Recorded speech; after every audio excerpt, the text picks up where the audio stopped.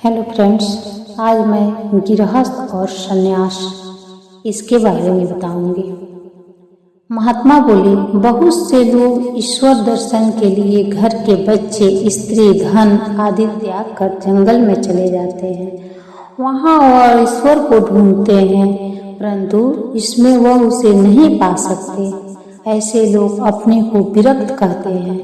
वह समझते हैं कि गृहस्थी बंधन है, यह संन्यास या घर छोड़ना ही विरक्ति है।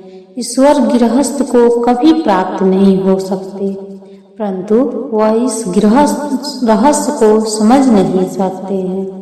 वास्तव में गृहस्थ वह जीव है जो बाल बच्चों में रहता है, परिश्रम करके अपना और बच्चों का निर्वाह करता है, श्वेत वस्त्र पहनता और ठाठ से रहता है।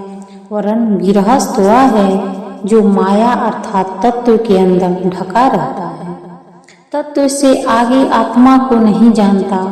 वह इस स्थूल शरीर तक ही सीमित रहता है, जन्मता है, मरता है, उसके शरीर के तथा मन के कष्ट सहता है।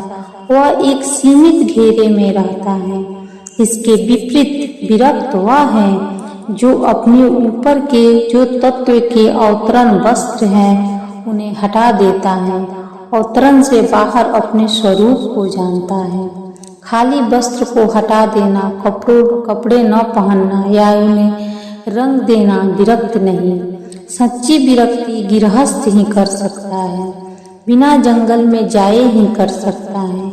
ऐसे विरक्तों की संख्या पहले बहुत थी। ऋषि, महर्षि, संत और राजा ऐसे ही विरक्त थे।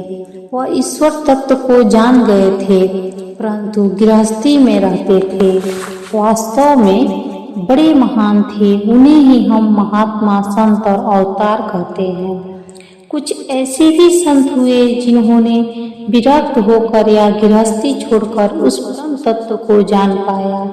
यदि तुम देखोगे तो एक ही घर में पिता और पुत्र ऐसे मिलेंगे कि एक पक्का गृहस्थ तो दूसरा पूरा विरक्त, एक पूरा संसारिक तो दूसरा परमार्थी।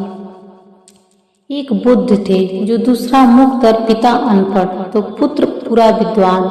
असल में एक विद्या है जो कोई पढ़ लेता है वही तत्वदर्शी अथवा आत्मज्ञानी बन जाता है। तुम भी इसे प्राप्त कर सकते हो। इसके लिए केवल उसकी क्रिया को किसी आत्मज्ञानी से जानने की आवश्यकता है। महात्मा के इन शब्दों से नवयुवक आज एक नए प्रकाश में पहुंच गए हैं।